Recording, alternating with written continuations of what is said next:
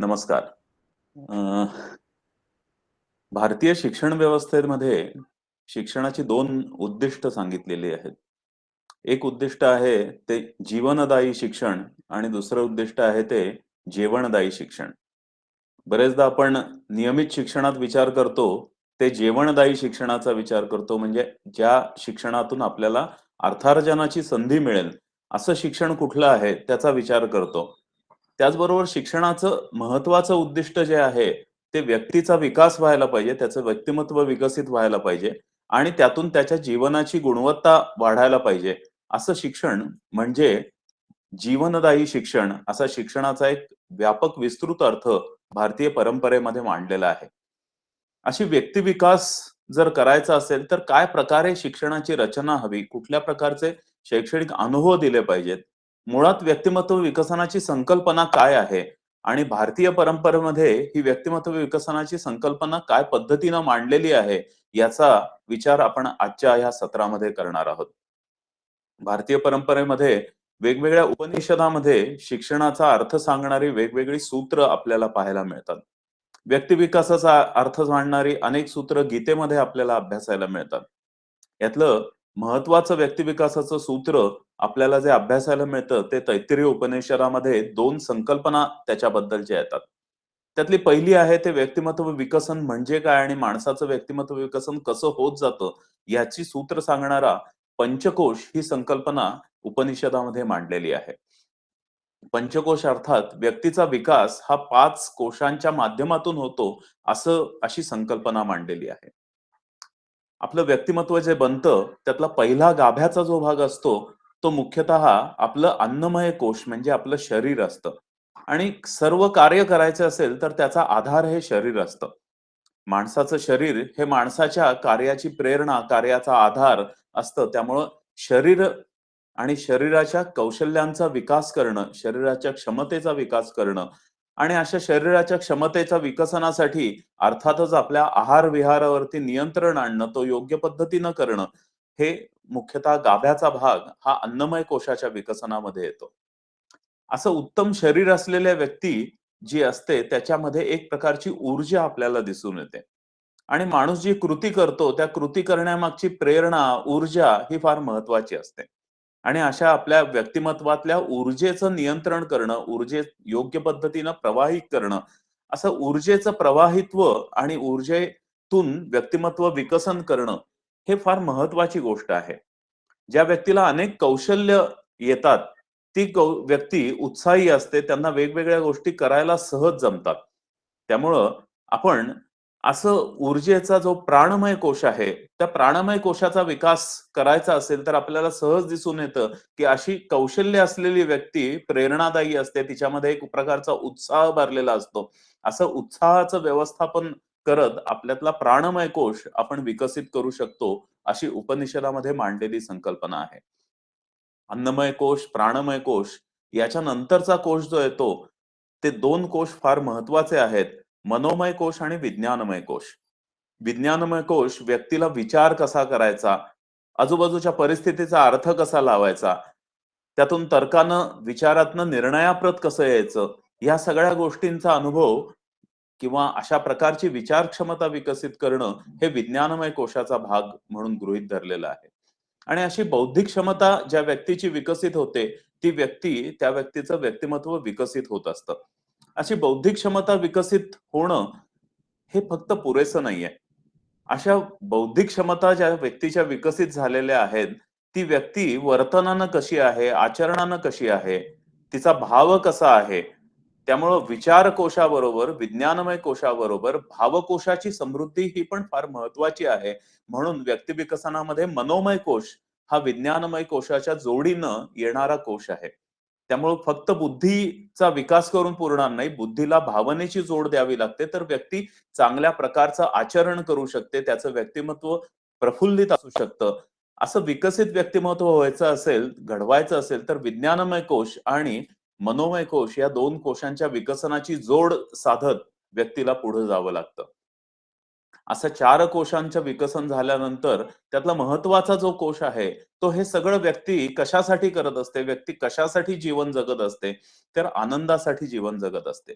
आपण ज्या वेगवेगळ्या कृती करतो, वेगवेगळ्या प्रकारचे संकल्प करतो, काहीतरी नवीन करून बघायचा प्रयत्न करतो. असं जे रोजच्या जीवनात आपण ज्या कृती करत असतो, काही कृती ह्या नियमित करायच्या कृती असतील, रोजच्या कृती वाटत असतील, तरी त्या रोजच्या कृतीत पण काहीतरी वेगळेपण आणणं आणि त्या वेगळेपणाच्या माध्यमातून रोजच्या दैनंदिन कृती पण आनंददायी करणं आणि त्यातनं स्वतःच्या आनंदाच्या संकल्पनेचा विकास करत जाणं आणि साध्या-साध्या गोष्टीत मिळणाऱ्या आनंदापासून आपल्याला मनाला शांती मिळेल असा आनंद अनुभवणं, असा आनंदमय कोश ही सर्व कोशांच्या विकसनाच्या सर्वात वरची पायरी मांडलेली आहे. असा पंचकोश जर स्वतःचा विकसित करायचा असेल, तर काय पद्धतीनं अभ्यास करावा लागेल आणि कशाचा अभ्यास करावा लागेल, हे आजच्या मांडणीचं महत्त्वाचं सूत्र आहे. असा पंचकोश विकसित करायचा असेल, तर वेगवेगळ्या प्रकारचा स्वाध्याय आणि प्रवचन करायला पाहिजे, असं तैत्तरीय उपनिषदामधल्या शिक्षावल्लीमधल्या नवमक अनुवाक जो आहे, त्या अनुवाकामध्ये मांडलेला आहे. स्वाध्याय आणि प्रवचन ही जोडीनं येणारी गोष्ट सतत करत राहायला पाहिजे, असं शिक्षावल्ली सांगते. आता कशा-कशाचा स्वाध्याय करायला पाहिजे, याबद्दलची मांडणी मुख्यतः आजच्या सत्रामध्ये मी करणार आहे. एका अनुभवापासून सुरुवात करतो. काही वर्षापूर्वीची गोष्ट आहे आणि मी उत्तर भारतामध्ये निघालो होतो आणि साधारण डिसेंबर-जानेवारीचा महिना होता आणि उत्तर भारतामध्ये मी प्रवास करत होतो आणि महाराष्ट्रातून जेव्हा मी प्रवास करायला सुरुवात केली, तेव्हा जानेवारी महिन्यामध्ये महाराष्ट्रातल्या जळगाव आणि या सगळ्या भागामधनं मी रेल्वेनं उत्तर भारतात बलियाला निघालो होतो गंगेच्या खोऱ्यामध्ये आणि महाराष्ट्रातल्या शेतकऱ्यांनी गव्हाची कापणी उत्तर महाराष्ट्रामध्ये केलेली होती आणि शेत साफ करणं असं चालू होतं. संध्याकाळच्या वेळेला जेव्हा मी नगरच्या पुढचा प्रवास सुरू केला, जळगाव आणि या भागातनं जायला लागलो, तेव्हा आपल्याला माहिती आहे की शेतात जी धसकटं शिल्लक राहिलेली असतात, ती धसकटं काढण्याचं काम चालू होतं. ती जाळली जात होती आणि रात्रीच्या वेळेला असे ती भगवे ज्वाला सगळीकडं शेतामध्ये पसरलेल्या दिसत होत्या आणि शेतीची सफाई करण्याचं काम सुरू होतं. दुसऱ्या दिवशी सकाळी मी जेव्हा नर्मदेच्या खोऱ्यामध्ये पोहोचलो आणि नर्मदेच्या खोऱ्यामध्ये जेव्हा माझा प्रवास चालू होता, माळवा प्रांतामध्ये जेव्हा माझा प्रवास चालू होता, त्यावेळेला माझ्या अशा लक्षात आलं, की शेतकरी पिकाची कापणी करतायत आणि कापणीमध्ये पीक चांगलं आलंय, या आनंदामध्ये सगळे मग्न आहेत आणि कापणी चालू आहे आणि त्याच्यानंतर मी जेव्हा गंगेच्या खोऱ्यामध्ये पोहोचलो, त्यावेळेला सर्वीकडं सोनेरी असा भाताची शेती पसरलेली होती आणि यावर्षी चांगलं पीक येणार, अशा आनंदामध्ये शेतकरी मग्न होते. हा एक प्रवास मी महाराष्ट्रातून क्रमशः टप्प्याटप्प्यानं उत्तर भारतामध्ये केला. त्याच वर्षी मी जून-जुलै महिन्यामध्ये अ, उत्तर भारत मी ग्वाल्हेरला गेलो होतो रामकृष्ण मिशनच्या एका शाळेमध्ये प्रशिक्षणासाठी आणि तिथून परतीचा प्रवास मी महाराष्ट्रापर्यंत केला. त्या प्रवासाचं मी ह्याच उलटं वर्णन थोडं करणार आहे. ग्वाल्हेरमध्ये जेव्हा जून अखेर हा प्रशिक्षण वर्ग चालू होता, त्यावेळेला प्रचंड उकाडा होता. मध्येच एखादी दिवसामध्ये पावसाची सर यायची आणि पावसाची सर येऊन गेल्यानंतर अतिशय गरम व्हायचं आणि घामाच्या धारा लागायच्या. आणि तिथल्या लोकांनी एक स्थानिक शब्द सांगितला उमस आणि म्हणजे असं आतून उन्मळून घाम सगळं पाणी शरीरातलं बाहेर टाकतंय अशी स्थिती त्या ठिकाणी होती. आणि मग आम्ही माझ्याबरोबर माझे एक मित्र रत्नागिरीचे डॉक्टर सुरेंद्र ठाकूर देसाई बरोबर होते, जे भूगोलाचे अभ्यासक आहेत. आणि ग्वाल्हेरमधलं प्रशिक्षण संपवून आम्ही जुलैच्या पहिल्या आठवड्यात परतीचा प्रवास सुरू केला आणि परतीच्या प्रवासामध्ये माळवा प्रांतातून मी जेव्हा येत होतो, त्यावेळेला शेतकऱ्यांनी पीक लावणीची पूर्ण तयारी केलेली होती आणि उत्तर भारतामध्ये ग्वाल्हेरला लोकं पावसाची वाट बघत होती आणि माळव्यामध्ये पाऊस स्थिरावला होता थोडा आणि शेतकरी पीक लावणीची तयारी करत होते. आणि जेव्हा मी कल्याण भागात पोहोचलो, त्यावेळेला मुसळधार पाऊस पश्चिम महाराष्ट्रात होता आणि भाताची लावणी चालू होती. हे 6 चौकटी ज्या आहेत माझ्या प्रवासातल्या, उत्तर भारतात जातानाची उत्तर महाराष्ट्रातली पहिली चौकट, माळव्यातली दुसरी चौकट आणि उत्तर भारतातली तिसरी चौकट. उत्तर भारतातली चौथी चौकट, माळव्यातली 5वी चौकट आणि परत पश्चिम महाराष्ट्रातली 6वी चौकट. या 6 चौकटी माझ्या डोळ्यासमोर आल्या आणि या 6 चौकटीतली दृश्य मी त्याच्यात काही साखळी शोधायचा प्रयत्न करत होतो. आणि मी सरांना म्हटलं, की "हे 6 चौकटी मला दिसतायत आणि या 6 चौकटीमध्ये काहीतरी एक सूत्र आहे असं मला वाटतंय." तर सर मला म्हणाले, "ते सूत्र तुला माहिती आहे. तू जरा त्या 6 चौकटीची साखळी नीट जोडायचा प्रयत्न कर." ते सूत्र तू अभ्यासलेलं आहेस, त्या सूत्र तू मुलांना शिकवलेलं देखील आहेस. आणि मी म्हटलं, की त्या 6 माझी निरीक्षणं मी त्यांना सांगितली होती, पण त्या निरीक्षणातली 6 निरीक्षणामधलं सूत्र मला सापडत नव्हतं. तेव्हा ठाकूर देसाई सर मला म्हणाले, की "अरे, ही 6 चौकटी म्हणजे मान्सूनचा प्रवास आहे आणि भारतामध्ये मान्सून अशा पद्धतीनं घडत जातो आणि हे मान्सूनचं तुला झालेलं दर्शन आहे 6 चौकटीतले आणि तू ह्या 6 महिन्याच्या काळामध्ये या 6 चौकटी बघितल्यास आणि ह्या 6 चौकटीमध्ये मान्सूनचा प्रवास भारतात कसा होतो हे कळलं आणि जे मान्सूनचं चक्र तू शिकवतच गेले अनेक वर्ष, त्याचं दर्शन तुला या 6 चौकटीच्या माध्यमातून झालं. असं आपल्या आजूबाजूला जे बघतो आपण, त्या बघण्यामागचं सूत्र आपल्याला शोधायला आलं पाहिजे. अशी निसर्गातली अनेक सूत्र आहेत, जी आपल्या आजूबाजूच्या आपल्या निरीक्षणातून आपल्याला सापडतात. आणि अशी निसर्गातली सूत्र शोधणं हे फार महत्वाचं आहे, ज्यातनं आपल्याला सृष्टीची गूढ सापडतात. आपल्या मनामध्ये अनेक प्रश्न असतात. वनस्पती ह्याच वेळेला अशा का घडतात? ह्याच वेळेला त्यांना कोंब का येतात? याच वेळेला त्यांना फुलं का येतात? ह्याच ठिकाणी त्या वनस्पती का असतात? असे मनातले अनेक प्रश्न असतात आणि त्या प्रश्नांची उत्तरं शोधण्यासाठी आपल्याला आजूबाजूच्या गोष्टी बघाव्या लागतात. असा हा क्रमबद्ध निसर्गातला जे अनेक नियम आहेत. मान्सून एक क्रमबद्ध नियम आहे. आणि असं क्रमबद्धता असणं, ह्याला आपल्या बोलीभाषेमध्ये आपण ऋतू हा शब्द या मान्सूनच्या प्रवासाला वापरतो. असं ऋतू म्हणजे काय जे क्रमानं घडतं ते ऋतू. ऋतू हा शब्द मुळात आला कशातून? तर ऋत म्हणजे नियमबद्धता. अशी सृष्टीची नियमबद्धता आपल्याला शोधता यायला पाहिजे आणि अशी सृष्टीची रहस्य, सृष्टीची नियमबद्धता जर आपल्याला सापडत गेली, तर आपल्याला सृष्टीची अनेक तत्व उलगडता येतील. त्यामुळे अभ्यास करायचा असेल, तर कशाचा स्वाध्याय प्रवचन करायचा? तर आपल्या आजूबाजूच्या सृष्टीची रहस्य शोधायची, म्हणजे ऋताचा स्वाध्याय प्रवचन करायचा, असं उपनिषदकर्त्यांनी शिक्षावल्लीमध्ये पहिल्यांदा सांगितलेलं आहे. मला ही सवयच लागली आणि नंतर अनेक ठिकाणी मला मान्सून सापडत गेला. म्हणजे मी त्याच्यानंतरच्या 2 वर्षानंतर असाच एकदा वर्षभरात कन्याकुमारी ते आसाम प्रवास केलेला होता आणि माझ्या लक्षात आलं, की आपण जेव्हा दक्षिण भारतात मी गेलेलो होतो, त्यावेळेला मार्च-एप्रिलमध्ये आंबे खायला मिळत होते. मी महाराष्ट्रात जेव्हा होतो, तेव्हा एप्रिल-मे मध्ये आंब्याचा मुख्य सीझन होता. आपल्याला माहिती आहे, की कोकणात पहिला पाऊस झाल्यानंतर कोकणातली लोकं आंब्याला हात पण लावत नाहीत, झाडावरती सोडून देतात. त्यामुळे महाराष्ट्रात मुख्यतः आंबा होतो तो एप्रिल-मे मध्ये होतो आणि मी जेव्हा आसाममध्ये गेलेलो होतो किंवा त्या प्रदेशामध्ये गेलेलो होतो, त्यावेळेला तिथं मे आणि जून म्हणजे मालदा आणि लंगडा हे सगळे उत्तर भारतातले आंबे जे आहेत ते आपल्याला मे आणि जूनमध्ये खायला मिळतात. आता हे दर मार्च ते जून हा बदल का आहे? भारतातल्या प्रत्येक ठिकाणी आंब्याचं झाड तेच आहे, पण दक्षिण भारतातला आंबा हा मार्च-एप्रिलमध्ये होतो. मध्य भारतातला, महाराष्ट्रातला आंबा हा एप्रिल-मे मध्ये असतो आणि उत्तर भारतातला आंबा हा मे-जूनमध्ये जास्त प्रमाणामध्ये आपल्याला मिळतो. हे बघायला गेलं तर हे मान्सूनच आहे. मान्सून म्हणजे हवामानाची स्थिती आहे ना. आंब्याला फुलोरा येणं, आंबा धरणं, फळ लागवड होणं याला तापमानाची विशिष्ट कक्षा लागते आणि ती ह्याच क्रमानं दक्षिणेतून उत्तरेकडे बदलत जाते. अशी सृष्टीची रहस्य शोधणं, सृष्टीचे नियम शोधणं आपल्या आजूबाजूचे, ह्याला उपनिषदकर्त्यांनी पहिल्यांदा ऋतम च स्वाध्याय प्रवचनेच असं म्हटलेलं आहे. आणि असा ऋताचा स्वाध्याय करायचा असेल, तर आपल्याला चांगलं निरीक्षण करता यायला पाहिजे.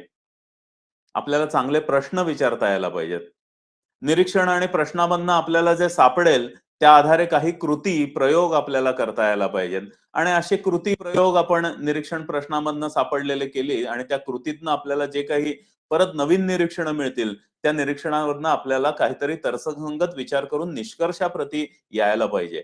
असं काहीतरी शोधण्याची प्रक्रिया, नवीन निर्माण करण्याची प्रक्रिया करणे म्हणजे ऋतमच्या स्वाध्याय प्रवचनेचे. त्यामुळे ऋताचा स्वाध्याय करायचा असेल, तर असं मनात पडलेल्या प्रश्नापासून त्या प्रश्नाला आवश्यक निरीक्षण, त्याला आवश्यक कृती, प्रयोगांची जोड, त्या प्रयोगांची परत निरीक्षण आणि त्यातनं निष्कर्षाप्रत येणं आणि त्यातून काहीतरी एक नियम आपल्याला सापडणं, एखादं सूत्र आपल्याला सापडणं, याला प्रकल्प करणं असं म्हणतात. त्यामुळं अशी प्रकल्प पद्धती, असं काहीतरी शोधण्याचा अभ्यास करणं, स्वाध्याय करणं, हा एक फार महत्वाचा अभ्यास आपल्याला दिलेला आहे. विद्यार्थी प्रकल्प करतात शाळेमध्ये, संशोधक प्रकल्प करतात आणि ते प्रकल्प जगासमोर मांडतात. वेगवेगळ्या प्रकल्प स्पर्धांच्या वेळेला मांडतात. संशोधनाची वेगवेगळी मासिकं प्रकाशित केली जातात. त्या मासिकांमध्ये ही संशोधनं मांडली जातात आणि असं आपल्याला जे सापडलेलं आहे ते दुसऱ्यासमोर मांडणं, ते दुसऱ्यासमोर मांडताना ते दुसरा तो वाचतो, समजून घेतो, त्याच्यावरती आपल्याला प्रतिप्रश्न विचारतो आणि त्यातून आपल्याला जे सापडलेलं आहे ते अजून नेमकं होण्याची प्रक्रिया होत जाते. असं आपल्याला जे सापडलेलं आहे ते दुसऱ्यासमोर मांडणं आणि त्यातून आपला त्या संकल्पनेबद्दलच्या अर्थाचा विस्तार करत जाणं, याला प्रवचन करणं असं म्हणतात. त्यामुळे दुसऱ्याला समजावून सांगत असताना आपल्या ज्ञानामध्ये भर पडत असते. त्यामुळे प्रवचन कोण करू शकतो? जो ज्ञानी आहे तो प्रवचन करू शकतो आणि तो जेव्हा ते ज्ञान दुसऱ्याला समजेल अशा भाषेत मांडण्याचा प्रयत्न करतो, त्यावेळेला त्याच्या ज्ञानामध्ये भर पडते. साधारणतः रूढार्थानं प्रवचन म्हटल्यानंतर श्रोत्यांनी ऐकायचं असतं असं गृहीत असतं. पण प्रवचन ही खरं म्हटलं तर प्रवचनकारासाठीची स्वाध्यायाची कृती आहे. आणि असा प्रवचनकार जेव्हा दुसऱ्यासमोर त्याला समजेल अशा भाषेत ती गोष्ट मांडण्याचा प्रयत्न करतो, त्यावेळेला त्याची त्या ज्ञानाच्या संकल्पनेबद्दलचे तपशील, त्याची त्या ज्ञानसंकल्पनेबद्दलची खोली ही वाढत जाते. याला प्रवचन करणे असं म्हणतात. त्यामुळं ह्या शिक्षावल्लीमध्ये स्वाध्याय प्रवचनेचं हे सूत्र सांगितलेलं आहे. असं आपल्याला समजलेल्या गोष्टी वेगवेगळ्या परीक्षेमध्ये मांडणं, वेगवेगळ्या सभांमध्ये मांडणं, वक्तृत्वामध्ये मांडणं, वेगवेगळ्या संशोधन स्पर्धांमध्ये भाग घेणं आणि त्यातून आपल्याला समजलेली ही सृष्टीची रहस्य म्हणजे विज्ञान जे आहे, त्या विज्ञानाचा अभ्यास करत जाणं हे फार महत्वाचं आहे. त्यामुळे पहिलं सूत्र जे स्वाध्याय प्रवचनाचं आहे ते ऋतमच्या स्वाध्याय प्रवचनेचं असं आहे. अशी आपल्याला अनेक सूत्र निसर्गातली सापडतात. आणि अशी निसर्गात सापडलेली जी सूत्र आहेत, असा आपल्या परिसराचा, आपल्या भवतालाचा अभ्यास करणं. याच्यासाठी सर्वात महत्वाची गोष्ट लागते ती म्हणजे आपल्या मनामध्ये कुतूहल लागतं काहीतरी. काहीतरी जिज्ञासा लागते. आणि अशी कुतूहल आणि जिज्ञासा पूर्ण करण्यासाठी जो प्रयत्न केला जातो, त्यातून आपल्याला ही सृष्टीची रहस्य सापडतात. आणि असे कुतूहल आणि जिज्ञासा पूर्तीतनं जी सृष्टीची रहस्य सापडतात, त्याला विज्ञान असं म्हटलं जातं. त्याला त्या सूत्रांना आपण विज्ञानाच्या संकल्पना असं म्हणतो. अशा ज्या संकल्पना आपल्याला ज्या सापडतात, त्या संकल्पनाचा मानवांना कसा उपयोग होईल, माणसाला कसा उपयोग होईल, याचा माणूस विचार करायला लागतो. आणि असं प्रत्येक विज्ञानात सापडलेल्या सूत्राचं, सत्याचं उपयोजन आपल्या उपयोगासाठी कसं होईल, याचा अभ्यास जेव्हा सुरू होतो, त्यावेळेला ते उपयोजित विज्ञानाच्या दिशेनं जातं. त्याला आपण तंत्रज्ञान असं म्हणतो. त्यामुळं ऋताच्या अभ्यासातला दुसरा टप्पा अशा सूत्राचा माणसाच्या उपयोगासाठी कसा वापर करायचा, ह्याचा विचार जेव्हा आपण करायला लागतो, त्यावेळेला त्याला आपण जो स्वाध्याय म्हणू शकतो, तो तंत्रज्ञानाचा स्वाध्याय. त्यामुळे पहिला स्वाध्याय ऋताच्या ह्याच्यातला विज्ञानाचा स्वाध्याय आहे. दुसरा स्वाध्याय आहे तो तंत्रज्ञानाचा स्वाध्याय आहे. पण नुसतं तंत्रज्ञान विकसित होऊन पुरत नाही. त्या तंत्रज्ञानाचा माणसाला उपयोग होण्यासाठी ते तंत्रज्ञान प्रत्येक माणसापर्यंत पोहोचेल, प्रत्येक माणूस ते तंत्रज्ञान वापरायला लागेल, याच्यासाठी एक मोठी रचना उभी करावी लागते. उत्पादनाची रचना असते, वितरणाची रचना असते. माणसाला त्या तंत्रज्ञानाचं महत्त्व समजून घेण्यासाठी कदाचित जाहिरातीची रचना असते. असं तंत्रज्ञान प्रत्यक्षात येण्यासाठी उत्पादन ते वितरण अशी जी साखळी करावी लागते, त्याला आपण इंजिनिअरिंग म्हणतो किंवा त्याला उत्पादनाचा अभ्यास असं म्हणता येऊ शकेल. त्यामुळं अभियांत्रिकीचा स्वाध्याय हा पण ऋताच्या स्वाध्यायामध्ये येतो. त्यामुळं असं ऋतमच्या स्वाध्याय प्रवचनाचं हे आपल्या परिसरात असलेली सूत्र, मानवी वर्तनाबद्दलची पण सूत्र. म्हणजे फक्त विज्ञानाचाच अभ्यास ऋताच्या अभ्यासात येतो असं नाही, तर माणूस कसा वागतो, समाजातले नियम कसे सिद्ध झालेत. कारण प्रत्येक ठिकाणी क्रांती घडते ती एकाच विशिष्ट पद्धतीने घडते. लोक स्वातंत्र्यासाठी प्रयत्न करत जातात, ते पण त्याच प्रकारचे असतात. आणि असं एखाद्या ठिकाणी क्रांती कसं होते, त्याचं सूत्र देखील शोधण्याचा प्रयत्न करणे म्हणजे मानवी वर्तनाची सूत्र देखील सापडणे हे पण ऋताच्या अभ्यासात येतं. त्यामुळं आपला परिसर आणि आपला समाज या दोन्ही बद्दलच्या कुतूहलातनं जो माणसानं अभ्यास सुरू केला त्याला ऋतमच्या स्वाध्याय प्रवचनेचं असं आपण म्हणू शकतो. पण माणसाचं वेगळेपण हे फार वेगळ्या प्रकारचं आहे. मानवी बुद्धी ही फार वेगळ्या प्रकारची आहे. एका बाजूला सृष्टीत मधमाशी काय पद्धतीनं मध गोळा करते याचा माणसानं अभ्यास केला. आणि असा मध गोळा करण्याचा अभ्यास केल्यानंतर त्यानं मधुमक्षी पालनाचं तंत्र शोधलं. असं मधुमक्षी पालनाचं तंत्र करून मध स्वतःला उपलब्ध करून दिला. ज्यातून माणसाच्या गरजा पूर्ण व्हायला सुरुवात झाली. असं अभ्यासातून वेगवेगळ्या प्रकारची तंत्र शोधणं आणि मानवाच्या गरजा पूर्ण करणं, मानवाचं जीवन सुखकर होईल अशासाठी प्रयत्न करणं, याला भारतीय परंपरेमध्ये अविद्येचा अभ्यास असं म्हटलेलं आहे. पण माणसाची बुद्धी फार वेगळी आहे.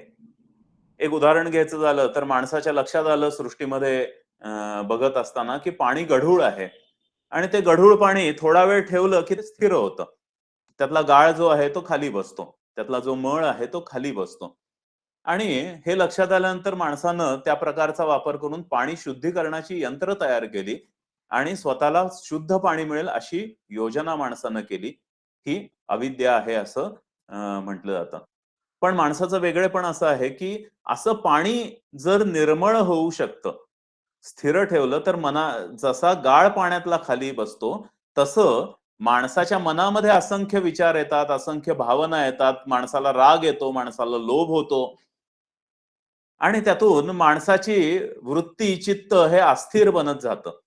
आणि अशी मनात निर्माण झालेली खळबळ, अस्थिरता ही आपल्याला पाण्यासारखी स्थिर करता येईल का? पाणी जसं निर्मळ होतं स्थिर ठेवल्यानंतर, तसं आपण शांत चित्त झालो, तर आपलं मन निर्मळ होऊ शकतं का? असा विचार माणूस स्वतःच्या आचरणाच्या बद्दल म्हणलं तर पाण्याचा गुणधर्म आहे निर्मळ असणं, पण तो माणूस स्वतःच्या आचरणाशी जोडतो. कणाकणानं मध गोळा करणं, त्याच्यासाठी लागेल ते श्रम करणं, हे माणूस मधुमक्षिकेकडनं शिकला आणि त्यातनं मधुमक्षिका पालनाचा व्यवसाय त्यानं केला. पण मधमाशीकडनं माणूस काय शिकला? तर असं मला कणाकणानं काम करत राहावं लागेल, चिकाटीनं काम करावं लागेल. ज्ञान मला मिळवायचं असेल तर सतत प्रयत्न करावे लागतील आणि कणाकणानं मला ज्ञान मिळत जाईल आणि माझ्या ज्ञानाचा संचय होत जाईल, असा माणूस विचार करायला लागला.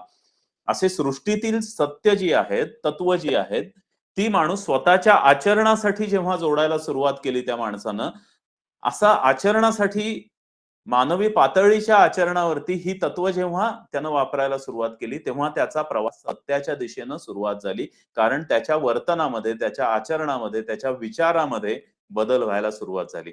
असं विचार, आचार आणि त्यातनं कृतीमध्ये बदल होणं, हे फार महत्वाची गोष्ट माणूस निसर्गाकडनं जे शिकला, त्यानं स्वतःच्या आचरणाबद्दल जे आणलं, असं स्वतःच्या आचरणामध्ये बदलाचा अभ्यास दुसऱ्या टप्प्यावरती जो सांगितलेला आहे, त्यातून माणसाची सत्याच्या दिशेनं प्रवास सुरू होतो.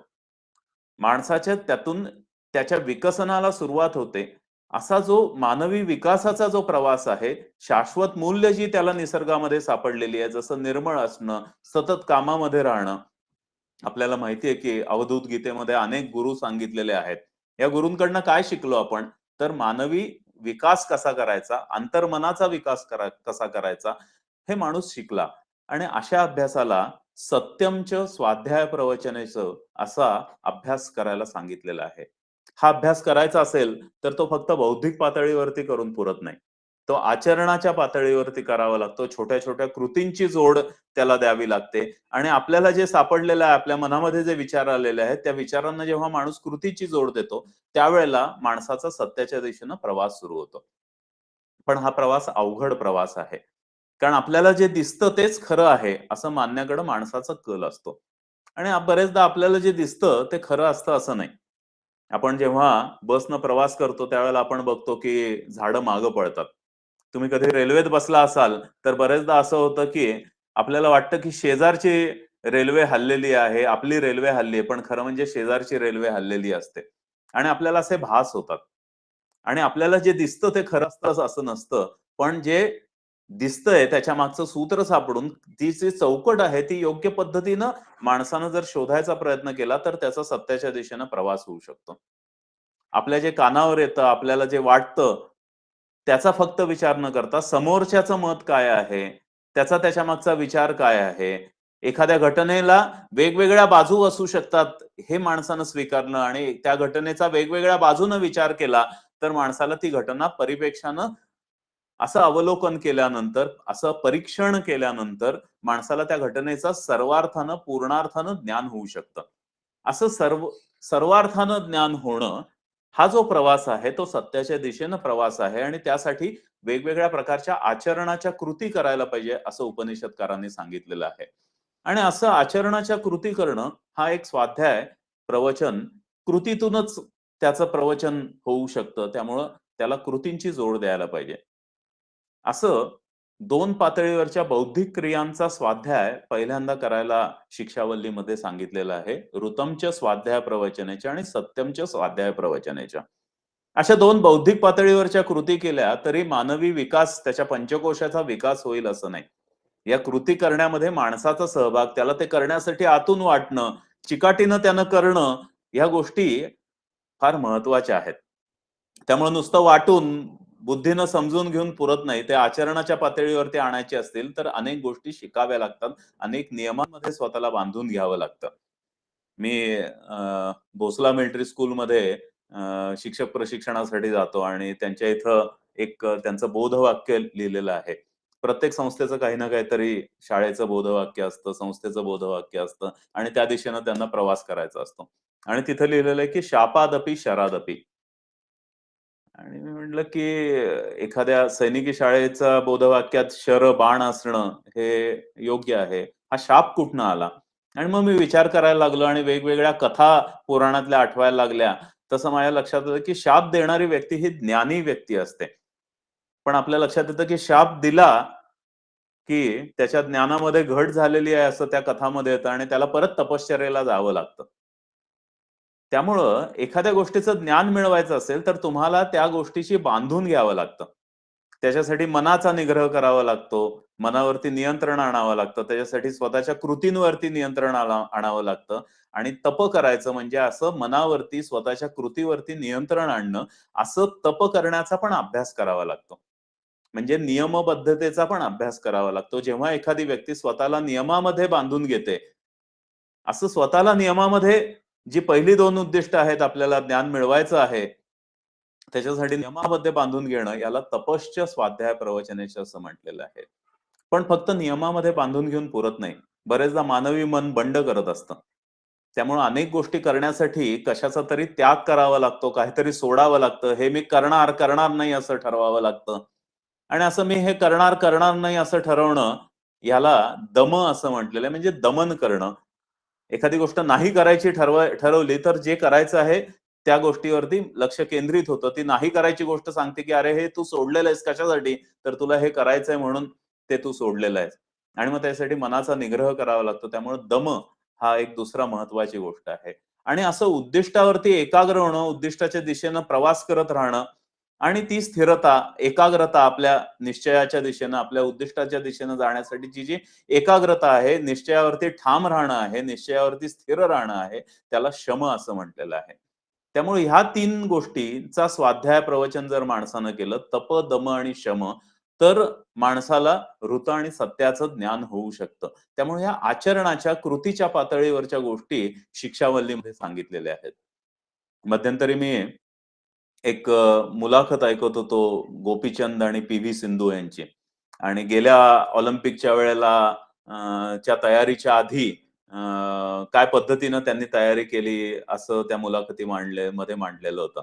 आणि त्याच्यामध्ये तिला आधीच्या स्पर्धेमध्ये तिचा पराभव होतो आणि मग गोपीचंद म्हणतात, की "भारतात परत गेल्यावर येऊन भेट आणि मग मी तुला जे सांगीन ते केलंस तर तुला ऑलिम्पिकमध्ये मेडल मिळू शकणार आहे." आणि ते तिला काही गोष्टी देतात. एक म्हणजे नियमित सराव. तो 8 ते 10 तासाचा नियमित सराव व्हायला पाहिजे आणि त्यावेळेला रोजच्या रोज उपस्थित राहायला पाहिजे. दुसरी गोष्ट ते त्याला सांगतात, की ह्या काळामध्ये साखर वर्ज्य करायला पाहिजे तुला, कारण आहारावरती तुला नियंत्रण आणायला पाहिजे. आणि तिसरी गोष्ट ते महत्त्वाची तिला सांगतात, की या काळामध्ये स्मार्टफोन वापरायचा नाही. आणि आजच्या काळात स्मार्टफोन न वापरता एखाद्या युवतीला राहणं किती अवघड असू शकेल याची आपण कल्पना करू शकाल. पण ह्या 3 गोष्टी त्यांनी ज्या सांगितल्या त्या मला वाटतं, की ह्या तप, दम, शम याच्याशी निगडीत आहेत. स्पर्धेसाठीचा नियमित खडतर सराव, रोजच्या रोज सरावासाठी उपस्थित असणं, त्याच्यासाठी स्वतःला बांधून घेणं, आलेला आळस बाजूला टाकणं म्हणजे तप. त्याच्यासाठी मी हे करणार नाही, हे करणार नाही असं जे ठरवलं, आहारावरचं नियंत्रण असेल, कदाचित मोबाईलवरचं नियंत्रण असेल, हे बाजूला ठेवणं मी म्हणजे दम. आणि स्पर्धेच्या खडतर 6 महिन्याच्या सरावामध्ये यश आलं, अपयश आलं, काही सरावाच्या स्पर्धेमध्ये पराभव झाला, तरी मला अंतिमतः ऑलिम्पिकमध्ये यश मिळवायचं आहे. या दृष्टीनं आधीच्या यश अपयशाचा विचार न करता अंतिम उद्दिष्टाच्या दिशेनं स्थिरतेनं तिनं जे काम केलं, त्याला शम असं म्हणता येईल.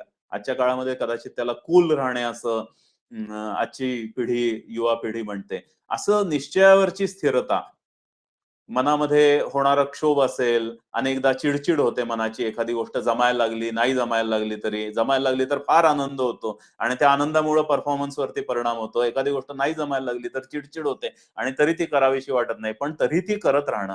ह्याला मनाची जी स्थिरता लागते, त्या फार महत्त्वाच्या गोष्टी आहेत आणि ह्याच्यासाठी भारतीय परंपरेमध्ये फार महत्त्वाच्या गोष्टी सांगितलेल्या आहेत. त्यातलं पहिलं जे आहे ते सूत्र, ह्याचं स्वाध्याय प्रवचन करायचं असेल तप, दम, शमचं, तर युक्ताहार विहार ही फार महत्त्वाची गोष्ट भारतीय परंपरेमध्ये सांगितलेली आहे. आणि असं युक्त आहार विहार घेणं, याच्यासाठी मी हे खाणार नाही, असं व्रत काहीतरी करावी लागतात. आणि असं युक्ताहार विहाराचं, इंद्रिय संयमनाचं व्रत हे मुख्यतः सांगितलेलं आहे आणि त्या व्रताचं आचरण जर आपण केलं, तर नक्की आपला प्रवास या स्वाध्यायाच्या दिशेनं, तप, दम आणि शम यांच्या स्वाध्यायाच्या दिशेनं होऊ शकेल. ही 5 महत्त्वाची सूत्र शिक्षावलीमध्ये सांगितलेली आहेत, जी विद्यार्थी दशेमध्ये पण आचरता येऊ शकतील. पहिल्या 2 सूत्रांचा अभ्यास केला, तर आपल्याला विद्या, ज्ञान हे मिळू शकेल. आणि असं ज्ञान आणि विज्ञान मिळवण्यासाठी आपल्याला स्वतःला बांधून घेणं, असा स्वाध्याय करणं, ही फार महत्त्वाची गोष्ट आहे. स्वाध्यायाचे 2 अर्थ होतात. स्वाध्याय म्हणजे स्वतःहून ठरवून अभ्यास करणे. म्हणजे मी ही गोष्ट शिकायची ठरवलेली आहे म्हणून मी ती करतो आहे. कोणीतरी सांगितलंय म्हणून शिकत नाहीये, तर मी हे ठरवलंय म्हणून मी हे अभ्यासतो आहे.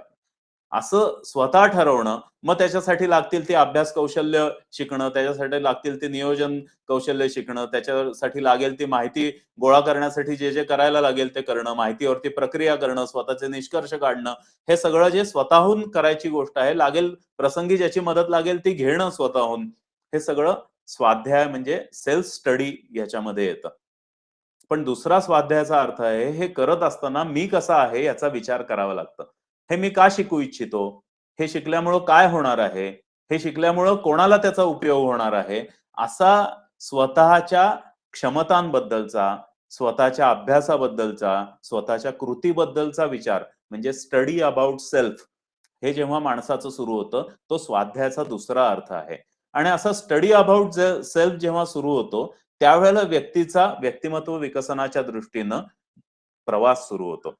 त्यामुळे स्वाध्याय करायचा म्हणजे काय, तर सेल्फ स्टडी करायचं म्हणजे मी काय शिकायचं ते मीच ठरवायचं आणि मग ते शिकण्यासाठी जे काही कष्ट करायला लागतील ते मी करायचे आणि ते करण्यासाठी माझं वर्तन कसं असायला पाहिजे, मी कसा असायला पाहिजे, मी काय पद्धतीने स्वतःला बांधून घ्यायला पाहिजे, मी कसं वागतो आहे, काय करतो आहे, मी ह्याचा उपयोग कुठं करणार आहे, असं स्वतःच्या आचरणाशी जोडणं म्हणजे स्टडी अबाउट सेल्फ. या दोन्हीची सांगड जर घातली तर व्यक्तिमत्व विकसनाचा प्रवास उत्तमतेनं सुरू होऊ शकतो. या 5 गोष्टी फार महत्त्वाच्या गोष्टी आहेत आणि ह्या 5 गोष्टी जर माणसाला जमायला लागल्या, तर माणसाला ज्ञान मिळण्याच्या दिशेनं माणसाचा प्रवास सुरू होऊ शकतो. पहिल्या 2 गोष्टी हे ज्ञान मिळवण्याच्या आहेत आणि पुढच्या 3 गोष्टी ज्ञान मिळवण्यासाठी जी तपश्चर्या करावी लागते, त्याच्यासाठी तप, दम, शम या 3 गोष्टी सांगितलेल्या आहेत. भारतीय परंपरेमध्ये विद्या मिळवायची असेल, तर तुम्हाला व्रतस्थ व्हावं लागतं असं सांगितलेलं आहे. त्यामुळे 2 शब्द बरेचदा आपल्याला ऐकायला मिळतात. त्यातला पहिला शब्द आहे तो विद्यार्थी आणि दुसरा शब्द आहे तो व्रतार्थी. विद्यार्थी म्हणजे जो ज्ञान मिळवण्याच्या दिशेनं प्रवास करतो आहे, त्याला विद्यार्थी म्हणायचं. म्हणजे विद्या मिळवण्यासाठी जो प्रयत्न करतोय तो विद्यार्थी. आणि व्रतार्थी म्हणजे निश्चयाच्या दिशेनं, उद्दिष्टाच्या दिशेनं स्वतःला बांधून घेतलेलं आहे आणि त्याच्यासाठी लागेल ती गोष्ट करायची, लागेल ती गोष्ट सोडायची. हे जे काही यश अपयश मिळेल तरीही मी ते करत राहणार, असं स्वतःला त्या गोष्टींशी बांधून घेणं जे आहे, त्याला व्रतार्थी असं म्हणतात. आणि विद्यार्थी आणि व्रतार्थी या 2 गोष्टींची जेव्हा एकत्र येते, त्यावेळेला तो विद्याव्रती बनतो.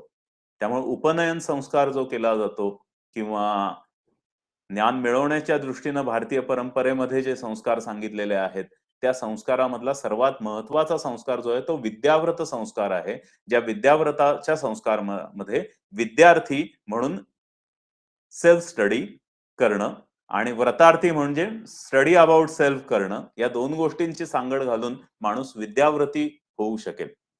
असा विद्याव्रती एखादी व्यक्ती झाली आणि त्यानं दीर्घकाळ त्याच्या आयुष्याच्या ब्रह्मचर्याश्रमाच्या टप्प्यापर्यंत किंवा आयुष्यभर म्हणता येईल, असं आचरण दीर्घकाळ विद्याव्रती म्हणून केलं, तर त्याच्यातल्या छोट्या-छोट्या गोष्टींचा विकास होत जातो. त्याला समोरचा माणूस असा का वागतोय? त्याला समजायला लागतं. तो त्या दृष्टीनं तसा विचार करायला लागतो. असं समोरच्याला समजावून घेणं, हे त्या दृष्टीनं तो विचार करायला लागतो आणि त्याचा प्रवास एका वेगळ्या व्यक्तिमत्त्वाच्या दिशेनं व्हायला लागतो.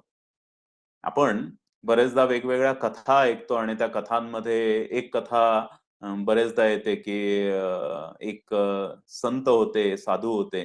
आणि ते कुठेतरी नदीच्या काठी होते आणि त्यांना एक विंचू पाण्यात बुडताना दिसतो. आणि मग ते त्या विंचवाला बाहेर काढायचा प्रयत्न करतात. तो त्याला डंख मारतो. असं 2-3 वेळा होतं आणि मग एक शेजारी वाटसरू चाललेला असतो. तो वाटसरू त्यांना म्हणतो, की "हे तुम्ही काय करतायत? तो डंख मारणार हे तुम्हाला कळत नाही का?" तर डंख मारणार हे कळत नाही का? तर ते म्हणतात, की "ते मला माहिती आहे." पण डंख मारणं हा त्याचा स्वभाव आहे आणि त्याला वाचवणं हे मनुष्याचं कर्तव्य किंवा मनुष्याचा स्वभाव आहे. दुसऱ्याला वाचवणं, दुसऱ्याला मदत करणं, दुसऱ्याला सहाय्य करणं आणि ते मी करण्याचा प्रयत्न करतोय.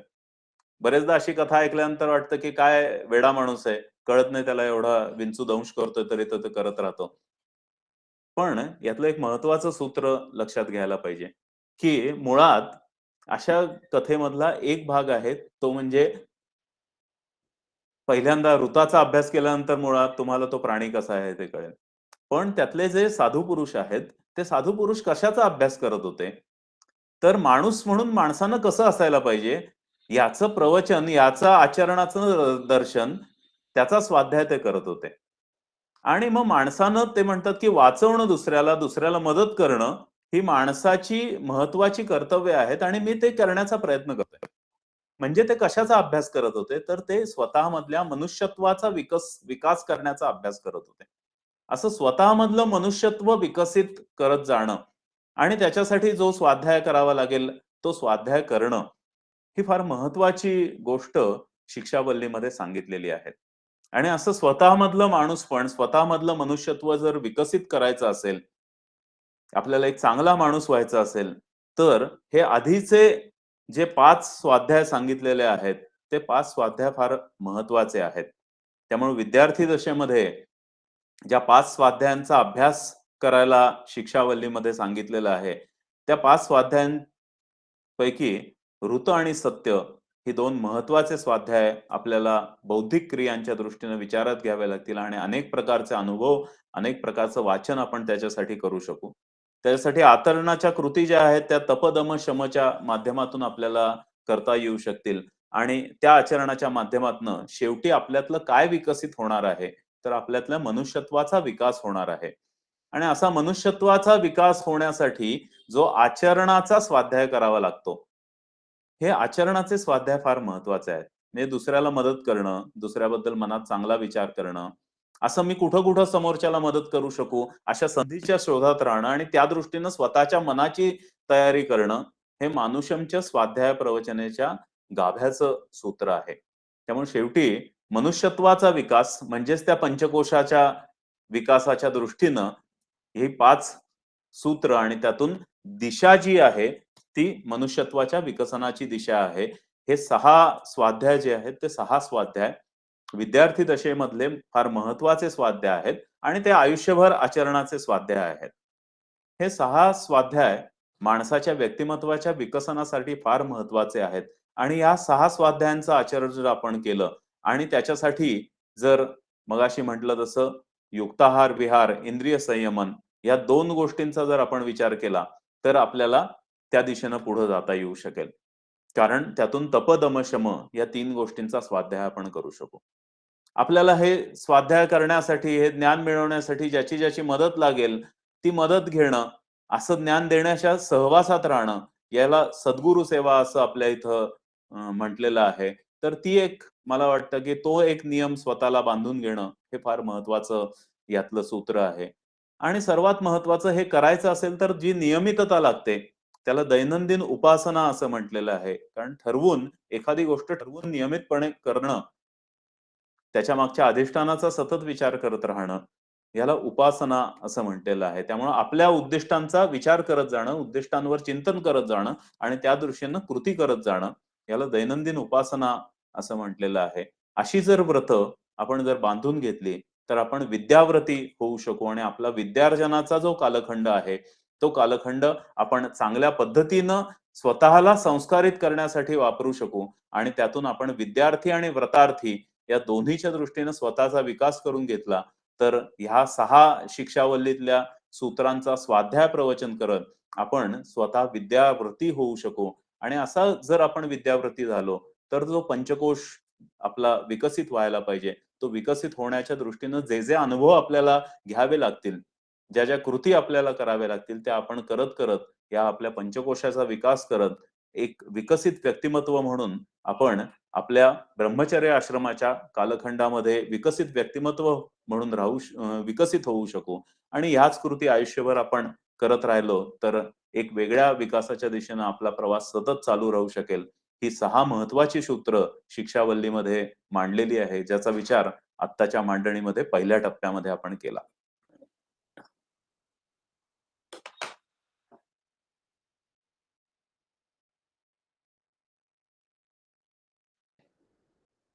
ब्रह्मचर्य आश्रमामध्ये ज्या 5 गोष्टींचा स्वाध्याय केल्यामुळं गृहस्थाश्रमी जीवनासाठी माणसाची तयारी होऊ शकेल आणि एक विद्यार्थी गटापासून माणूस एक विकसित मानवापर्यंत विकसित होऊ शकेल, याच्यासाठीचे पहिले 6 स्वाध्याय प्रवचन जी सांगितलेली आहेत, ती ऋत आणि सत्य, तपदम शम आणि मानुषमच या 5 गोष्टींचा अभ्यास केल्यानंतर आपण विद्याव्रती होऊ शकतो. आणि असं तर आपल्याला ज्ञान मिळेल आणि ज्ञान मिळाल्यानंतर मी सुरुवातीला म्हटल्याप्रमाणे एका बाजूला आपल्याला जीवनदायी शिक्षण पण मिळेल आणि एका बाजूला जेवणदायी शिक्षण पण मिळेल. त्यामुळे असं स्वतःच्या चरितार्थाची सुविधा करणं हे पण सहज शक्य होईल आणि त्यातून एक विकसित व्यक्तिमत्व म्हणून स्वतःला विकसित करणं हे चांगल्या पद्धतीनं घडू शकेल. पण बरेचदा असं घडतं, की ह्या सगळ्या गोष्टी जरी कळल्या, समजल्या, तरी त्या कृतीत येतात असं नाही. मला एक प्रसंग आठवतो, की काही वर्षांपूर्वी अ, एक ताकेलुम नावाचा एक विद्यार्थी अरुणाचल प्रदेशातनं महाराष्ट्रामध्ये शिक्षणासाठी आलेला होता.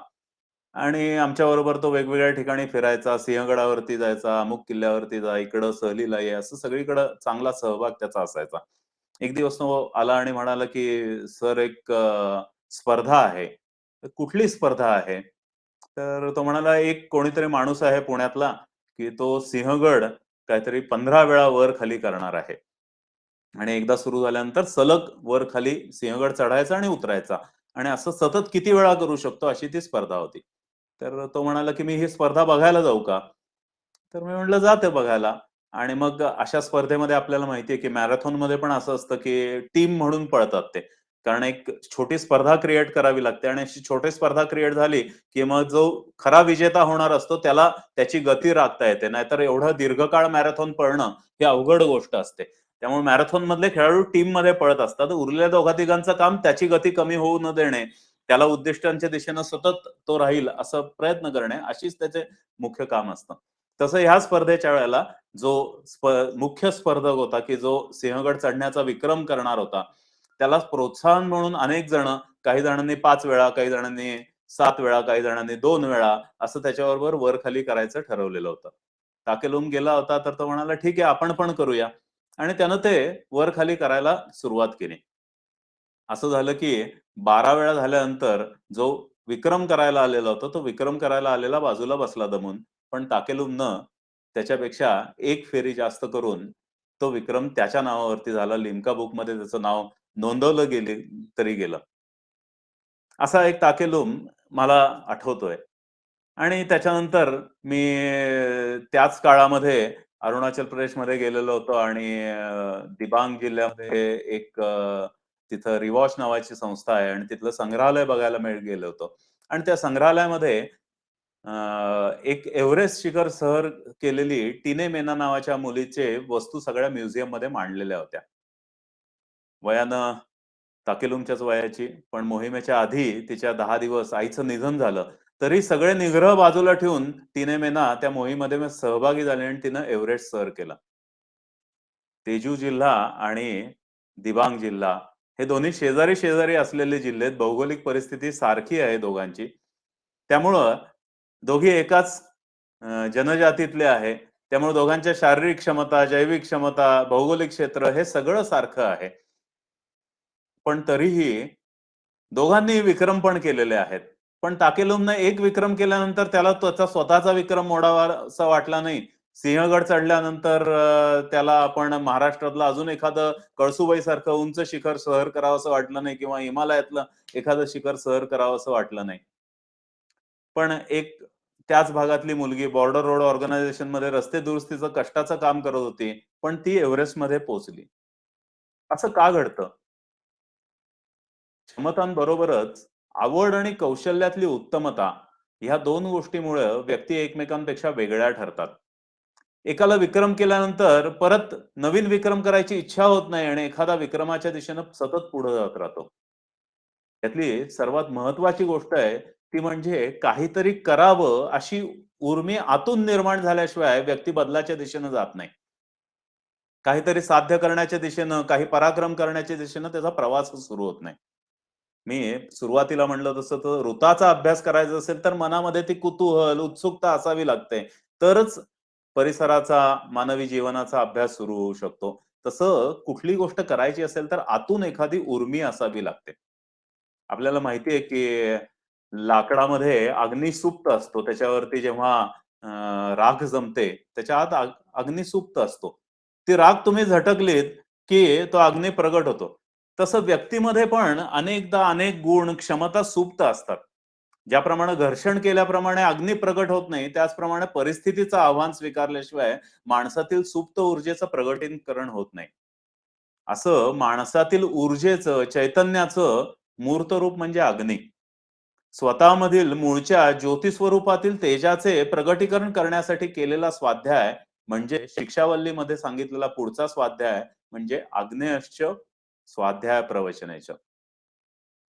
अग्नी नियंत्रणात आल्यानंतर मानवी संस्कृतीचा विकास झाला. आणि जसं म्हटलं तसं की ऋतातून जी सापडली सूत्र त्याचा मानवी आचरणाशी संबंध लावला की सत्याच्या दिशेनं प्रवास सुरू होतो. तसं अग्नितत्वातील सत्याचा शोध माणसानं घ्यायला सुरुवात केल्यानंतर माणसाच्या लक्षात आलं की अग्नी हा तेजस्वी आहे, अग्नी शीतकारक आहे, अग्नी उष्णता देणारा आहे, अग्नी निर्मळ आहे. असा अग्नी म्हणजे चैतन्य, अग्नी म्हणजे ऊर्जा, अशा अग्नीची उपासना करायला पाहिजे, तेजाची उपासना करायला पाहिजे आणि ह्या तेजाची उपासना करण्यासाठी स्वाध्याय जो करावा लागेल त्याला आग्नेयश्च स्वाध्याय प्रवचनेचं म्हटलेलं आहे.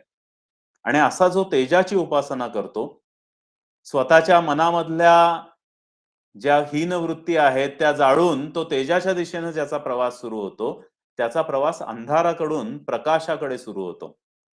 हेवा, दीनता, लाचारी, संकुचितपणा या सगळ्या गोष्टींचा त्याग करून माणसाचा तेजाच्या दिशेनं जो प्रवास सुरू होतो तो फार महत्वाचा आहे. असा ज्यांनी ओजाचा स्वाध्याय केला ते छत्रपती, स्वातंत्र्यवीर, शहीद, योद्धा, संन्यासी झाले. ज्यांनी अग्नीतल्या शीतलतेचा, ज्योती स्वरूपाचा स्वाध्याय केला ते सेवाव्रती, कर्मयोगी, महात्मा झाले. असं आग्नेयश्च स्वाध्याय प्रवचनाचं करायचं असेल तर काय कशाचा स्वाध्याय करावा लागेल आणि कशाचं प्रवचन करावं लागेल? तर आपल्या ज्ञानेंद्रिय आणि कर्मेंद्रिय यामागची ऊर्जा म्हणजे प्राणशक्ती म्हणजेच तो प्राणमय कोश जो आहे तो प्राणमय कोश जोपासण्यासाठी स्वतःला प्राणायाम, योगासने यासारख्या गोष्टी आपल्याला शिकाव्या लागतील, ज्यातून आपली ऊर्जा योग्य पद्धतीनं नियंत्रित आणि प्रवाहित राहील. आपल्याला विविध कलाकौशल्य शिकावी लागतील. कार्यप्रवण होण्यासाठी कलाकौशल्य शिकवली की माणसाचा एक ऊर्जा प्रवाहित होणे आणि अभ्यासाला दिशा मिळते, प्रभुत्व प्राप्त होत जातं आणि असं दिवसेंदिवस कार्यप्रवण जो राहतो, तो कार्यप्रवण राहण्याचा अभ्यास म्हणजे आग्नेयश्च स्वाध्याय प्रवचनेचे आहे. पण असं प्रेरणा संपन्न व्हायचं असेल, तर काय करावं लागेल, की ज्यातून आपण प्रेरणा संपन्न होऊ शकू, चेतना आपल्यातली वाढू शकेल? तर असा स्वाध्याय करायचा असेल, तर आपल्याला वेगवेगळ्या चरित्रांचं वाचन करावं लागेल, प्रेरणा गीतं गावी लागतील, प्रेरणा संपन्न व्यक्तींच्या सहवासात राहावं लागेल. आणि जेव्हा आपण अशा प्रेरणा संपन्न व्यक्तींच्या सहवासात राहतो, त्यावेळेला त्यांच्या जीवनातलं जे झपाटलेपण आहे, शहाणपण आहे, ते आपल्याला समजून येतं आणि ते आपल्या आचरणामध्ये रूपांतरित व्हायला सुरुवात होते. आणि असं आपण वेगवेगळ्या गोष्टी बघतो, वेगवेगळ्या गोष्टींच्या सहवासात आपण राहतो आणि स्वतःमधील गुणसंपदा वाढवण्याची इच्छा आपली जशी प्रगट होत जाते, असं स्वतःमधली इच्छाशक्ती वाढवण्याचा स्वाध्याय म्हणजे आग्नेयश्च स्वाध्याय प्रवचनेच. आपल्यामधली उत्कट ऊर्जा जी आहे ती योग्य पद्धतीनं प्रवाहित होणे, त्याच्यासाठी स्वतःला वेगवेगळ्या आवडींमध्ये झोकून देणे, गुंतवून ठेवणे, इतरांना त्यांच्या आवडी शोधण्यासाठी मदत करणे. असं इतरांना जेव्हा आपण त्यांच्या आवडी शोधासाठी मदत करायला लागतो, त्यावेळेला आपण आग्नेयश्चच स्वाध्याय प्रवचनेमधलं प्रवचन करावं लागतं. असं वेगवेगळ्या पद्धतीनं आपण चांगल्या लोकांच्या सहवासात राहायला लागलो, त्यांच्याबरोबर मैत्री करायला लागलो आणि आपण त्या दिशेनं आपला प्रवास करायला लागलो. तर हे जे आपण ज्ञान मिळवण्यासाठी, स्वतःचा विकास करण्यासाठी जे आपण स्वतःमधलं ऊर्जा प्रवाहित्व ठेवणं जे आहे, ते सूत्र आग्नेयश्च स्वाध्याय प्रवचनाचे आहे. पण याचबरोबर मला एक प्रसंग आठवतो, की माझ्या लहानपणी जेव्हा वाईला माझी मुंज झाली, त्यावेळेला तिथल्या गुरुजींनी घर्षण करून अग्नी पेटवला होता आणि ज्या होमकुंडात तो निगुतीनं अ, असा उचलून होमकुंड प्रज्वलित केलेलं होतं. असं काळजीपूर्वक अग्नीचा सांभाळ पूर्वीच्या काळी करावा लागत असे. आणि असं काळजीपूर्वक एखाद्या व्रताचा सांभाळ करणं आणि ते व्रत दीर्घकाळ चालवणं हे फार महत्वाचं आहे. त्यामुळं असं एखादं व्रत स्वीकारून ते दीर्घकाळ चालवणं ही जी अवघड प्रक्रिया आहे, त्याच्यासाठी स्वतःला बांधून घेणं आहे. त्याच्यासाठी स्वतःमधली ऊर्जा योग्य पद्धतीनं प्रवाहित ठेवणं, त्याच्यासाठी स्वतःमध्ये आळस येऊ न देणं. जरी काजळी धरली मनावरती, तरी ती झोटकून स्वतःमधली ज्योत प्रकाशमान ठेवणं, यासाठी स्वतःतल्या भौतिक ऊर्जेचा सांभाळ करत, आतून धक्का देणारी जी उर्मी आहे, प्रेरणा जी आहे, ते प्रेरणा जसा अग्नी पूर्वीच्या काळी सांभाळण्याचं व्रत काही जण सांभाळत होते, तसं स्वतःमधली ऊर्जा सांभाळण्याचं, जोपासण्याचं पण व्रत करावं लागतं. असं पूर्वीच्या काळी जे अग्नी प्रज्वलित करून, अग्नीचा संस्कार करून, अग्नी टिकून राहील याच्यासाठी जे प्रयत्न करायचे, असं अग्निपूजन जे करायचे, त्याला अग्निहोत्राचा स्वाध्याय प्रवचन करणं असं म्हटलेलं आहे. आजच्या काळामध्ये मला असं दिसतंय, की अग्निहोत्राचं स्वाध्याय प्रवचन करायचं असेल, तर स्वतःमधल्या ऊर्जेचा सांभाळ करून, आपल्यामधली जी प्रेरणा आहे, ती जोपासायची कशी आणि दीर्घकाळ ती प्रेरणा आयुष्यभरासाठी जोपासणं, हे फार महत्वाची गोष्ट आहे. काही काळापुरती उत्साह निर्माण होणं आणि तो उत्साह निघून जाणं, पण एखाद्या ध्येयपूर्तीसाठी व्रतबद्ध आचरण करत राहणं आणि इतरांना पण तसं आचरण करायच्यासाठी मदत करणं, असा जो स्वाध्याय आहे, त्याला अग्निहोत्राच्या स्वाध्याय प्रवचनेचं असं म्हणता येईल. असं काहीतरी नियमित करत जाणं हे फार महत्वाचं आहे. विद्यार्थी दशेच्या काळामध्ये जर म्हणायचं असेल, तर अग्निहोत्र म्हणजे काय? तर समर्थ रामदास स्वामी एके ठिकाणी म्हणतात, की "दिसा माझी काहीतरी ते लिहावे, प्रसंगी अखंडित वाचित जावे." असं काहीतरी लिहिणे दिसा माझी, हे अग्निहोत्रच आहे एका प्रकार. सतत वाचत राहणे, सतत अभ्यास करत राहणे, हे पण अग्निहोत्रच आहे. असं अग्निहोत्र सांभाळणं हे फार महत्वाचं आहे. आपल्याला माहिती आहे, की व्याख्यानमाला आहे जगामध्ये. 1825 पासून ती व्याख्यानमाला चालवली जाते. लंडनमध्ये जी रॉयल इन्स्टिट्यूट आहे, त्या रॉयल इन्स्टिट्यूटमध्ये मायकल फॅरेडे हा आज आपण ज्या वेगवेगळ्या मोटार वापरतो, त्याचं मुळातलं संशोधन करणारा जो मायकल फॅरेडे त्यानं ही व्याख्यानमाला सुरू केली. आणि 1825 पासून अशी नियमित चालू असलेली व्याख्यानमाला, हे एक प्रकारे ज्ञानाचा अग्निहोत्र आहे. असं अग्निहोत्र ज्ञानाचं अनेक ठिकाणी सांभाळलं गेलं. भारतामध्ये आपण बघतो, की इस्रोची स्थापना झाली, त्यावेळेला केरळमधल्या एका छोट्या चर्चमध्ये, पडीक चर्चमध्ये थुंबाच्या खेड्या इथं हे भारतातल्या अंतरिक्ष संशोधनाचं अग्निहोत्र प्रज्वलित केलं गेलं. आणि आज अनेक अपयशांवरती, अडथळ्यांवरती मात करत इस्रोमधले संशोधक, तंत्रज्ञ त्यांचं हे अग्निहोत्र जे आहे ते त्यांनी चालू ठेवलेलं आहे. याला आपण भारतातली अग्निहोत्राच्या, ज्ञानाच्या अग्निहोत्राची परंपरा असं म्हणू शकू. महाराष्ट्रामध्ये सहकाराची चळवळ फार मोठ्या प्रमाणावरती होती. गुजरातमधला आनंद मध्ये आपल्याला माहिती आहे, की त्रिभुवनदास पटेल यांनी स्थानिक महिलांच्या सहाय्यानं सहकार चळवळ सुरू केली आणि त्याला वर्गीस कुरियन सारखा अग्निहोत्री येऊन मिळाला आणि आज देखील अमूल टेस्ट ऑफ इंडिया आहे. असं एक सहकाराचं अग्निहोत्र भारतामध्ये गेली 60 वर्ष चालवलं जात आहे. वेगवेगळ्या प्रकारची सेवा कार्य 97 वर्षापूर्वी अ, अनेक संघटनांच्या माध्यमातनं, संघ परिवारातनं सुरू झाली. रामकृष्ण मिशनच्या माध्यमातनं सुरू झाली. अशा अनेक सेवाभावी संस्थांनी स्वातंत्र्यपूर्व काळामध्ये जे त्याग, पराक्रम, सेवा आणि समर्पणाचं अग्निहोत्र चेतवलं, अशा अनेक सेवा संघटना भारतामध्ये पाहायला मिळतील. राष्ट्रीय स्वयंसेवक संघ आहे, विवेकानंद केंद्र आहे, रामकृष्ण मिशन आहे, समाजवादी अनेक संस्था आपल्याला माहिती आहेत.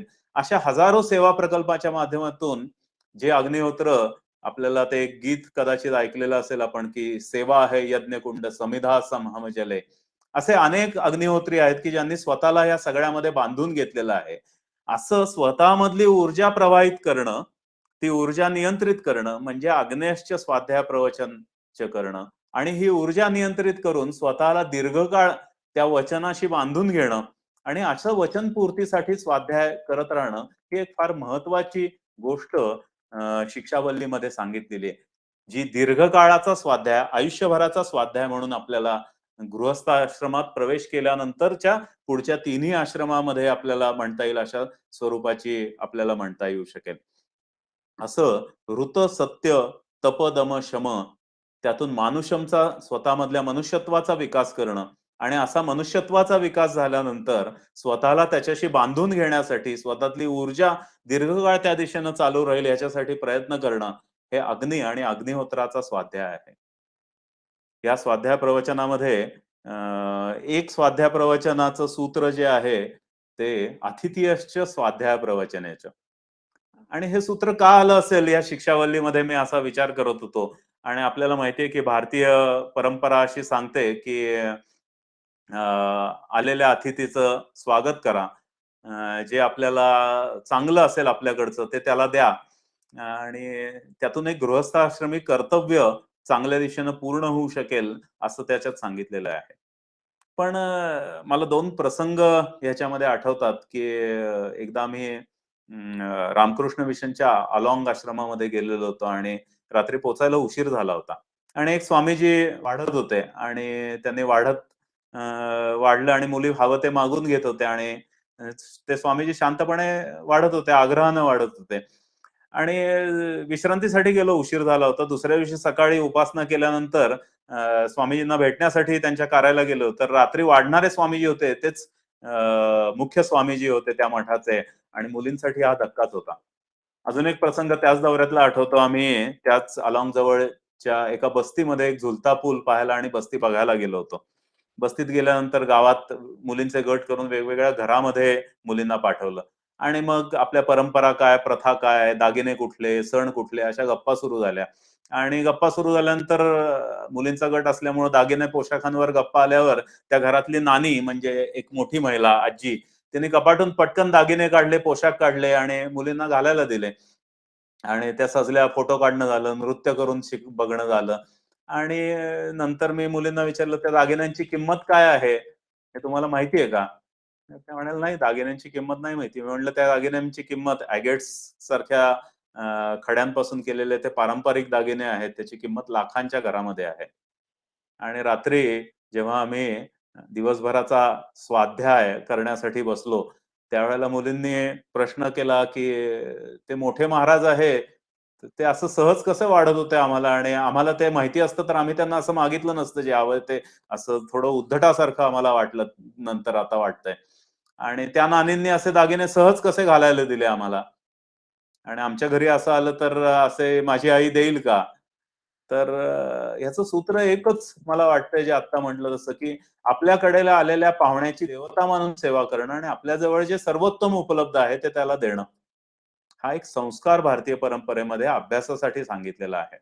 आणि जेव्हा आपण एखाद्याकडे पाहुणा म्हणून जातो किंवा एखादी व्यक्ती पाहुणा म्हणून आपल्याकडे येते, त्यावेळेला आपल्याला अतिथीयश्च स्वाध्याय प्रवचनेचं हे सूत्र आपल्याला आचरणावं लागतं.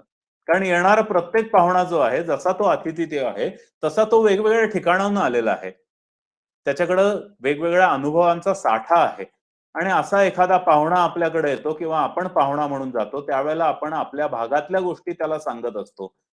त्याच्याकडून ज्ञानाचं संक्रमण होत असतं, त्याच्याकडून माहिती मिळालेली असते. आणि असं पाहुण्यांकडनं आपल्या ज्ञानामध्ये वाढ होणं, फक्त त्याचं आगत स्वागत न करता त्याच्याकडून आपल्याला ज्ञान मिळणं, हे पण फार महत्वाचं आहे. त्यामुळे आजच्या काळामध्ये अतिथयश्च स्वाध्याय प्रवचन करायचं असेल तर प्रवासाच्या वेळेला जे जे घडतं, आपण पाहुणा म्हणून जातो किंवा आपण पाहुणा म्हणून पाहुण्याचा स्वीकार करतो आपल्याकडे, असं स्वतःहून आपल्याला जो अभ्यास करावा लागतो, तो अभ्यास फार महत्वाचा आहे. त्याला अतिथयश्च स्वाध्याय प्रवचनेचं असं म्हटलेलं आहे. असा एक वेगळा अतिथी आपल्या मनामध्ये येतो, तो म्हणजे आपल्या मनातील विचार. ते न सांगताच अतिथीसारखे आपल्या मनामध्ये येतात. आणि असं आपल्या मनामधील विचार, इच्छा यांचं स्वागत कसं करायचं? मी स्वाध्यायाचा अर्थ सांगताना सुरुवातीला म्हटलं होतं, की स्वाध्याय म्हणजे स्वतःहून केलेला अभ्यास. असं वेगवेगळ्या घरी येणाऱ्या पाहुण्यांकडनं ज्ञान मिळवणं म्हणजे स्वतःहून केलेला अभ्यास, सेल्फ स्टडी. पण स्वतःबद्दल केलेला अभ्यास, स्टडी अबाउट सेल्फ, हे पण एक महत्वाचं सूत्र आहे. आणि असं स्टडी अबाउट सेल्फ मधला अतिथी कोण? तर आपल्या मनामधला विचार, आपली इच्छा, याचा कसा अभ्यास करायचा, त्याला कसं मार्गस्थ करायचं, असं आपल्या कक्षेत येणारं जे जे आहे त्याला प्रतिसाद कसा द्यायला शिकायचा, हे शिकणं म्हणजे मनातल्या विचारांना योग्य पद्धतीनं सावधपणे स्वीकार करून ते प्रवाहित करणं, त्याच्याबद्दल आपल्या कृतीचं आचरण करणं, हे जे करायला शिकणं, त्याचा जो स्वाध्याय करायला लागेल त्याला अतिथयश्च स्वाध्याय प्रवचनेचं असं म्हटलेलं आहे. आणि हे आयुष्यभर करत राहायचं काम आहे. या शिक्षावल्लीमध्ये महत्वाचं सूत्र, शेवटची जी 3 सांगितलेली आहेत, ती प्रजा, प्रजनन आणि प्रजातिश्च, ही 3 स्वाध्यायाची सूत्र सांगितलेली आहेत. मला एक सहज मनात प्रश्न पडला, की माणसानं ज्ञानाची शेती करायला कधी सुरुवात केली असेल? आणि माणसाचं वेगळेपण असं आहे, की ज्यावेळेला माणूस कदाचित छोट्या समूहामध्ये राहत असेल, त्यावेळेला त्याला खरं म्हणजे मला असं वाटतं, की त्याला जास्त ज्ञान मिळवायला लागत असेल. आता आपण मोठ्या समूहात राहतो, त्यामुळं एकमेकांच्या ज्ञानाचा वापर करत आपण पुढे जात असतो. आधीच्या पिढीच्या ज्ञानाचा वापर करत पुढे जात असतो. आणि अशी आधीच्या पिढीची सूत्र, आधीच्या पिढीचं ज्ञान, आधीच्या पिढीचे संस्कार, हे पुढच्या पिढीमध्ये संक्रमित करणं, हे फार महत्वाची जबाबदारी, माणूस हा एक सामूहिक प्राणी असल्यामुळं, समूहात राहणारा प्राणी असल्यामुळं आपल्याकडे येते.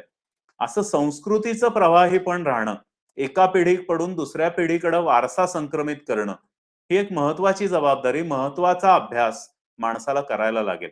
त्यामुळं प्रजा, प्रजनन आणि प्रजातिश्च याचं जर आपण सूत्र शोधायचा प्रयत्न केला, तर ज्ञानाचं संक्रमण, मूल्यांचं संक्रमण, संस्कृतीचं संक्रमण, हे एका पिढीकडून दुसऱ्या पिढीकडे कशा पद्धतीनं आचाराच्या नियमाच्या माध्यमातून होतंय, हे फार महत्वाचं आहे. आणि त्याच्यासाठी वेगवेगळ्या प्रकारचे आचार नियम कुटुंबामध्ये, समाजामध्ये स्थिर करावे लागतात आणि त्या नियमाप्रमाणे वागण्याचा समाजानं प्रयत्न करावा लागतो.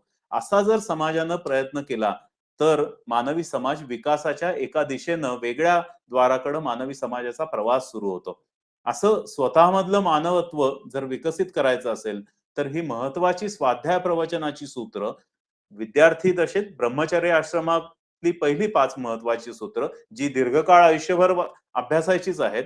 पण त्याच्यानंतरची अग्नेयश्च, अग्निहोत्रश्च, त्याच्यानंतर प्रजा, प्रजनन, प्रजाती आणि अतिथी, ही जी महत्वाची सूत्र जी सांगितलेली आहेत, ती गृहस्थाश्रमामध्ये, वानप्रस्थाश्रमाने आणि पर्यायानं दीर्घकाळात 4ही आश्रमामध्ये आचरणाची सूत्र आहेत.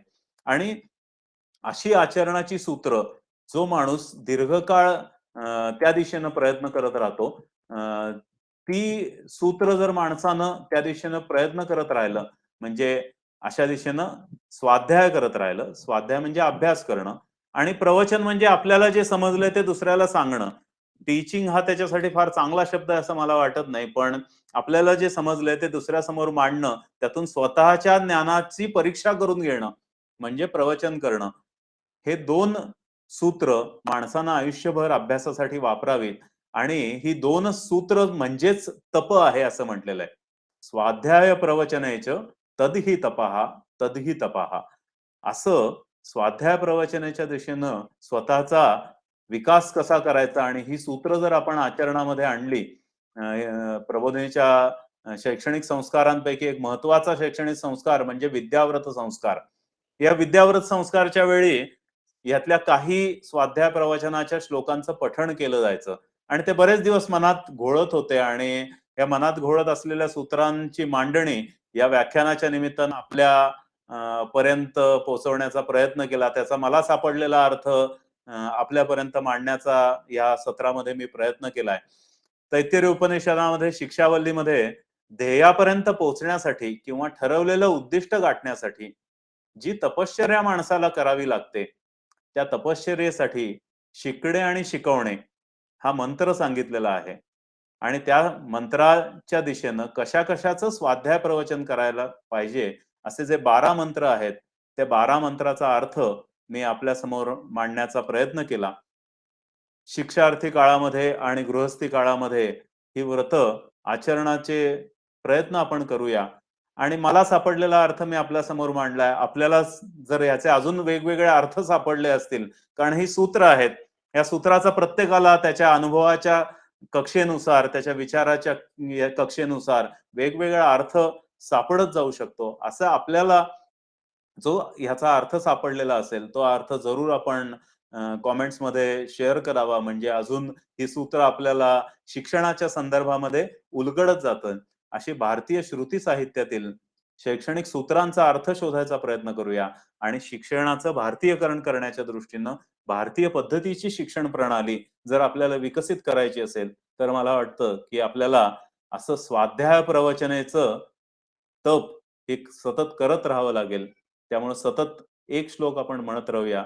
स्वाध्याय प्रवचनेच तद्हि तपः तद्हि तपः. शिकणे, शिकवणे सतत चालूच राहू देत. हीच प्रार्थना. धन्यवाद. अनेक अनेक धन्यवाद प्रशांत दिवेकरजी. आणि सर्व सूत्रांचा अतिशय मार्मिक आणि सुंदर उदाहरणांसहित आपण परामर्श घेतला. आपले पुन्हा एकदा खूप आभार. धन्यवाद.